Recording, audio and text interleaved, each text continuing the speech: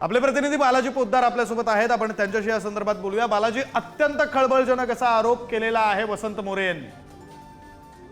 नक्कीच वसंत मोरे यांनी बघा हे गाड्याची तोडफोड सुद्धा केलेली आहे आणि अतिशय खळबळजनक आरोप केलेला आहे। सध्या वसंत मोरे जे आहेत ते परत एकदा आंदोलन करताना आपल्याला पाहायला मिळतात। ते वसंत मोरे जे आहेत त्या गाडीत जाताना पाहायला मिळत आहेत। आपण हे दृश्य पाहू शकतो। आता पोलीस अधिकारी सुद्धा या ठिकाणी दाखल झालेले आहेत। त्या सगळ्या गाड्याची पाहणी जी आहे ती वसंत मोरे करतायत आणि त्याच गाडीमध्ये हा सगळा प्रकार घडलेला होता। त्यामुळे उद्धव ठाकरे या गाडीत वेगळ्या प्रकार इथं काय या गाडीत जर कोंडम वगैरे पडले ते बंद गाड्या हा प्रकार घडले तिकडची ओके। तर ही सगळ्या बंद गाड्या ही स्वारगेट पोलीस ह्याचे देवरास्ता जे आहेत ते वसंत मोरे दाखवतायत आणि वसंत मोरे आता आक्रमक झालेले आहेत। कॅबिन सुद्धा त्यांनी फोडलेली आहे। या सगळ्या प्रकारामध्ये आता मोठ्या प्रमाणात महिला सुद्धा आक्रमक झालेल्या आहेत। स्वारगेट परिसरामध्ये हा सगळा प्रकार जो झाला त्या प्रकारामुळे ही सगळी घटना झाली। त्या सगळ्या प्रकारात हे महत्वाचे जे गाड्याची दुरावस्था आहे ती दुरावस्था वसंत मोरे स्वतः दाखवतायत, मीडिया समोर बोलतायत आणि यामुळे आता हे सगळ्या प्रकरणाला राजकीय आंदोलक राजकीय पक्ष सुद्धा आक्रमकतेने निषेध म्हणून असे आंदोलन करत असल्याचं आपल्याला पाहायला मिळतंय आणि अतिशय आक्रमक जे आहे ती ठाकरेंची शिवसेना झालेली आहे। खरं तर हा सगळा खेदजनक प्रकार जो आहे तो पुण्यामध्ये घडलेला आहे, त्याचे हे सगळे पडसाद आहेत ते पाहायला मिळत आहेत।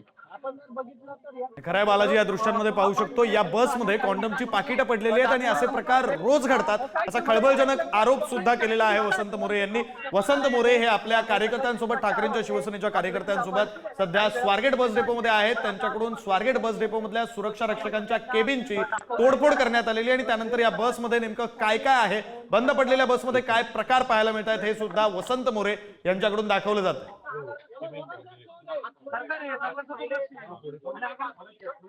एक मिनिट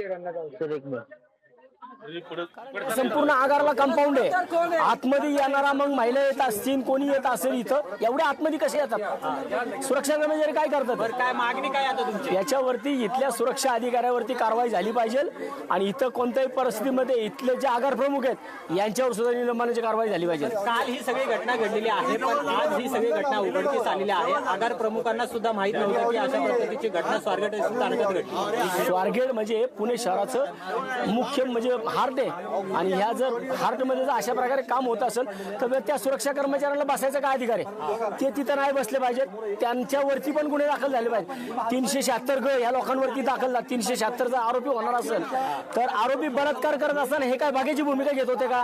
जो माणूस बलात्कार होत असताना तो बागेची भूमिका घेतो त्याच्यावरती 376 ग या कलमानुसार त्याच्यावरती कारवाई होती। या सगळ्यांवरती 376 ग नुसार कारवाई झाल्या पाहिजे। आज तुम्ही तोडफोड केलेली आहे कार्यालयाची, पोलीस सुद्धा सुरक्षा कर्मचारी सुरक्षा केबिनची मी तोडफोड केली आहे, कारण ज्या सुरक्षा केबिनचे लोक तिथं बसलेले असतात आणि त्या सुरक्षा केबिनच्या समोर बलात्कार होतो, मग ही लोक काय करत होती तिथं? काय करत होते मग? आकडेवारी जर आपण पहाटे घटना घडलेली आहे। 5:30 वाजता दरम्यान जिथं वर्दळ या स्वारगेट स्थानकामध्ये असते पहाटेच्या वेळेस, तरी सुद्धा ही घटना घडलेली आहे। ही म्हणूनच की आम्ही महत्वाचा विषय मी पहिल्यापासून सांगतोय की या सगळ्या विषयामध्ये जबाबदार कोण असेल तर सुरक्षा एक बलात्कार तिथं झाला त्यांच्या समोर, पण इथं रोज होतोय ना, इथं रोज होतोय।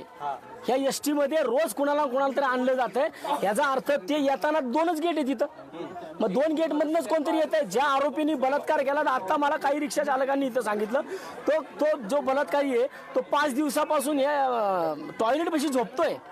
मग हे काम कुणाचं आहे? सुरक्षा कर्मचाऱ्यांचं काम आहे नाही? सुरक्षा कर्मचाऱ्यांनी का तिथं लक्ष ठेवलं नाही? सुरक्षा कर्मचारी मग ह्या लोकांना मॅनेज होतात का? हाकेच्या अंतरावर पोलीस स्टेशन सुद्धा आहे। पोलिसांचा सहभाग आहे का? पोलीस यंत्रणा याच्या अगदी हाकेच्या अंतरावरती आहे, पण पोलीस यंत्रणा बाहेर आहे।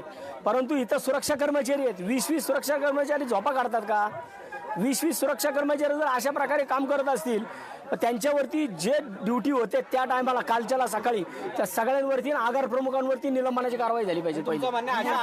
या ठिकाणी होता ते रोज होतात, म्हणून मी तुम्हाला इथं गाडी दाखवायला आली। गाडी नाही, हे शिवशाही या नावाखाली यांनी लॉजिंग तयार केलंय या लोकांनी, आरोपींनी। इथं बघा तुम्ही साड्या पडल्यात, इथं तुम्ही हातुर्न पडलेली आहेत, इथं कंडोमची पाकिटं बघा, इथं खाली दाखवा। हे कोणी साफ करण्याचा वगैरे काही प्रश्नच नाही, नाहीच ना।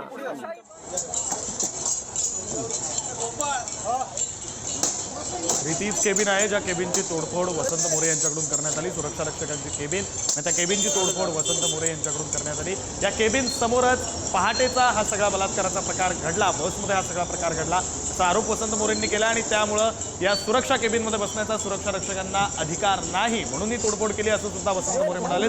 तर स्वारगेट डेपोमध्ये आणखी सुद्धा अशा बसेस आहेत जिथे रोज बलात्कार होतात असा गंभीर आरोप वसंत मोरे यांनी केला आणि त्या बसेसमध्ये ते स्वतः गेलेले आहेत आणि त्या बसेसची नेमकी अवस्था काय, त्या बसेसमध्ये कॉन्डमची पाकिटं पडलेली आहेत, त्या बसेसमध्ये महिलांच्या साड्या आहेत, त्या बसेसमध्ये चादरी आहेत, त्या बसेसमध्ये ब्लँकेट्स आहेत असा आरोप सुद्धा वसंत मोरे यांच्याकडून केला जातोय. आणि त्याची ही लाईव्ह दृश्य आपण पाहतोय पुण्याच्या स्वारगेट परिसरामधून.